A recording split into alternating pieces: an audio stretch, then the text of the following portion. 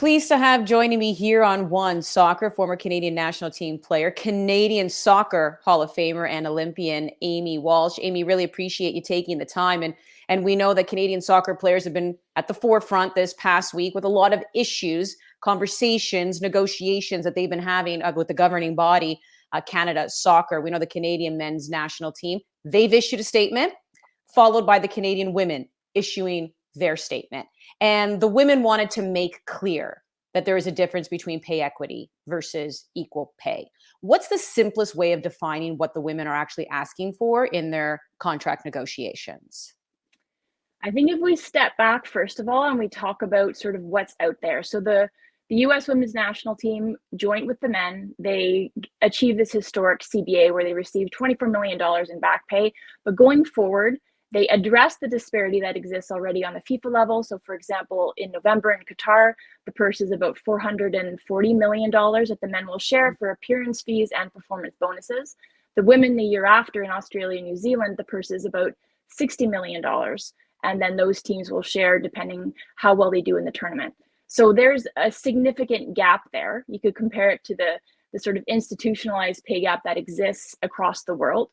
But then when the women have to come out and they have to clarify the language the men are using, I don't think it's a deliberate exclusion by the men or use of language that leads them to be non-committal in an equitable or an equal work for equal pay system going forward.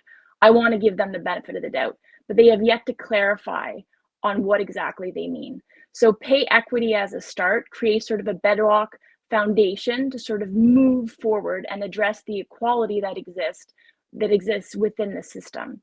So for the women, they want to make sure that when they're traveling, they get business class, they have the same amount of trainers, they will get the same revenues as the men do for playing friendlies, for playing in tournaments, and then so that the environment for women becomes a professional one, which is a way more important point to address for the women, because a professional environment for a woman doesn't look the same as it does for a man. Even though that gap is closing worldwide, women have a more professional environment as the game grows, but that disparity still exists there. So as you go forward, this equality and this equal pay for equal work is about removing the barriers for success for the women going forward. So that's why it's so important to specify and distinguish between an equitable structure and equal pay for equal work. We know that the players were asked about that particular topic as well. John Herdman, former head coach of the women, didn't even hesitate to say that equal pay most definitely was critical. We haven't quite heard a lot of the men come out, though, and say that just yet. Do you think the women would want that clarity in order to move forward from the actual players? Yeah, I believe so. And so they have said, and Janine Becky spoke really well yesterday to Megan Johnson and was talking about the fact that the men included that. So I was heartened by the fact that I saw, the men mentioned the equitable structure, and they also mentioned the need for a domestic pro league. Mm-hmm. So that's fabulous. But there was no discourse with the women's team. So that's needed. They said it wasn't taken as an affront, and then they will sort of move forward, hopefully in lockstep. I think the women have a more professional sort of players association since 2016. I think the men could afford to have something like that in place. So then you have legal representation on both sides working together in order to fight an equal fight with the federation. And I think that would be a more effective battle to fight. So I would like more clarity to your question, Andy, from the players themselves, because I think it's important, if they're going to include it, that they're doing it in the right way, and they're doing it with not only approval from the women, but they're sort of both speaking the same message, so that moving forward, the fans know what's expected, the federation knows what's expected. And I heard a woman named Katrina Gallus, who is an advocate for women's sports, and she was talking about that we shift the narrative from what's deserved to what's possible. And I think that's a really important definition to make as we move forward here, so that this is a meaningful fight. It's an important fight. The US has set the bar now, but now it's important that the federation, where we can address this directly in Canada, follows suit, so that worldwide we can start to chip away at the inequality and the disparity that exists. Prize money has been something that's been discussed in sports before. I mean, the Williams sisters, Billie Jean King, you go even far back Mhm. as her, fighting when it comes to tennis and the purse size. In the world of soccer, we really felt like we started to hear about equal pay in 2016 when the American women went to court, started fighting for it. Would you say, though, that this is something that even your generation was fighting for beforehand, or how has the landscape of women's soccer changed over the years? I think it's changed for the better. I think it's fabulous that we're now talking about it, that this discourse exists, that it's in the media, that the U.S. again has sort of been a source of support for our women's national team. They've talked about it. I think the women's hockey team has even consulted with them about their fight, because it's been a 6-year battle for them to finally establish that. They lost the court battle for institutionalized gender discrimination, but they won the fight for equal pay. So I think that's so important. But when I was back with the national team, I played for about a decade. And women who came before me, like the Jerry Donnellys and the Andrea Neils and the Charmaine Hoopers, it was a really draining fight. And when I saw Nick Bontis the other day in that press conference, the energy, the combativeness, the kind of defensive energy that he had, it really took me right back. It sort of ripped the scab off the wound. And while I never negotiated with him, I negotiated with many a CSA representative that had that same energy. So I think, and we were just looking for simple compensation. It was back in the day where we were working another job and we were just looking to be compensated for, say, 2 months of camps during the summers, which is all our program really had to meet in order to prepare for major competitions like a CONCACAF qualifications or a World Cup. So it's changed, and it's changed for the better. But in 2008, I was on the phone with the former general secretary about appearance fees and performance bonuses going into the Beijing Olympics, and we were flat out refused. We were on salary at the time and living in Vancouver, kind of a residency program, and then it was after that that we got legal representation. So things have evolved because there has been failure within the system for it to evolve. But I think now is sort of a time of reckoning. It's a tipping point in Canadian soccer.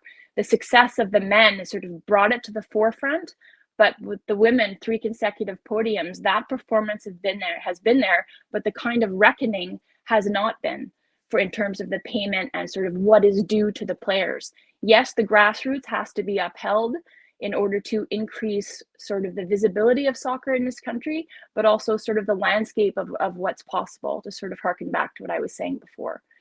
So it's a really, really important fight, but it has changed. But I was listening to John Herdman yesterday, and he was saying that hopefully, that this is done.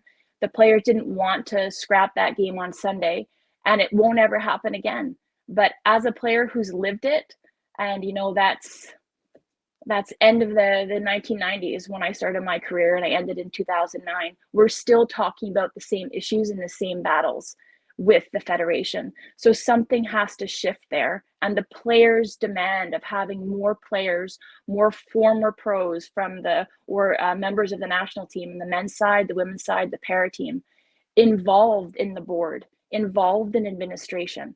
I think that is key in moving forward here. So Rian Wilkinson, who is now the head coach of the Portland Thorns, and Carmelina Moscato, who won medals with Canada under John Herdman when he was with the women's team. They were part of a program that was called Elite Player, Elite Coach.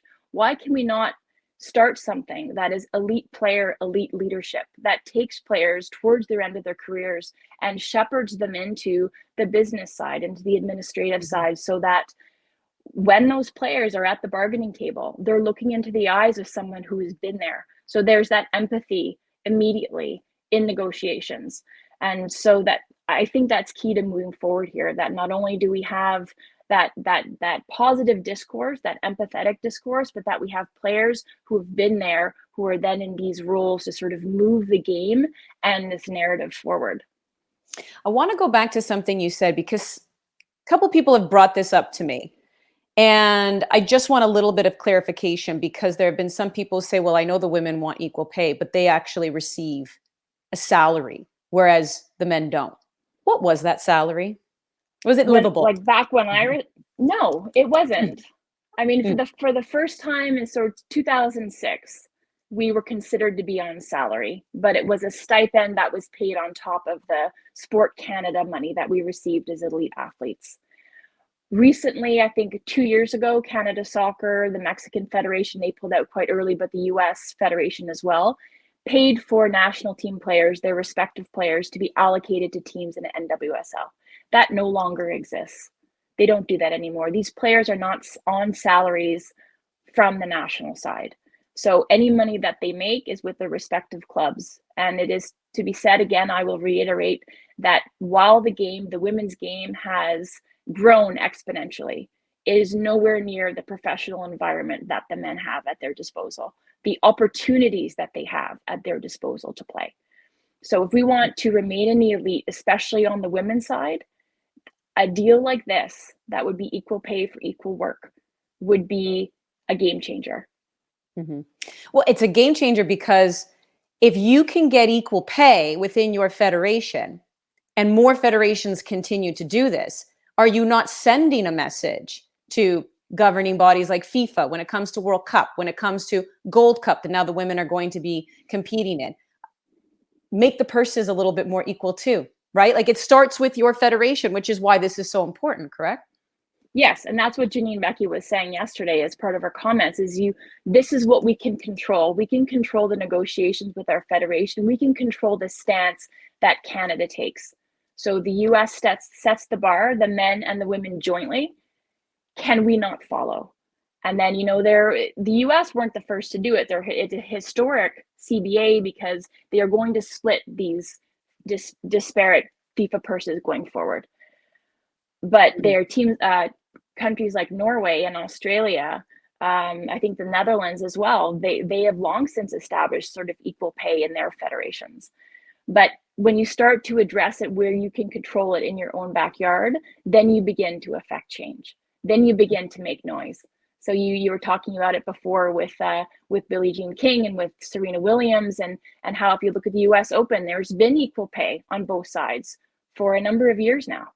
The US women are the first to kind of do it in soccer, but it's happening slowly.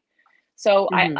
I hope that sort of the trickle down effect from such a landmark decision will not only affect things here in Canada, but will start to sort of chip away again at that disparity that exists worldwide. It's a very big year for Canadian soccer with the women getting set to enter a major qualification tournament for World Cup, Olympics, Gold Cup. And as we know, the men will be back in the World Cup for the first time since 1986. So we hope the negotiations go well for their sake and for the sake of the game in Canada. And Amy, and I know you've been battling that for many years, and I know it means a lot to you to see this outcome come out on the positive side. Really appreciate you taking the time.